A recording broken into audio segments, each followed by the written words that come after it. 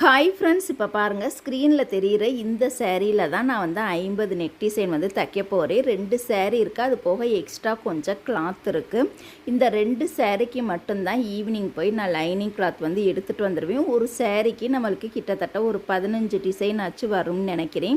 இன்னொரு சேரீயில் நம்ம கட் பண்ணுறதை பொறுத்து இருக்குது. பார்டர் இதெல்லாம் கட் பண்ணிவிட்டு நடுவில் இருக்கக்கூடிய பகுதியை மட்டும்தான் நம்ம கட் பண்ண போகிறோம்.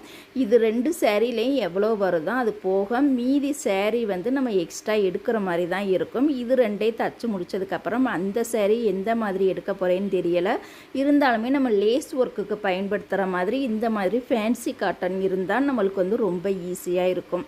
இந்த மாதிரி ஓல்டு பட்டு சேரீயெல்லாம் இருந்தால் நம்மளுக்கு தைக்கிறதுக்கு ஈஸியாக இருக்கும். கண்டிப்பாக ஈவினிங் நான் லைனிங் துணி எடுத்துகிட்டு வந்துட்டு இதை நான் வந்து எப்படி வந்து கட் பண்ணுறேங்கிறத அந்த 50 டிசைனுமே கண்டிப்பாக உங்களுக்கு வந்து வீடியோவில் நான் எப்படி தைக்க போகிறேங்கிறது வந்துடும். வீடியோ பிடிச்சா லைக் பண்ணுங்கள். தேங்க்யூ.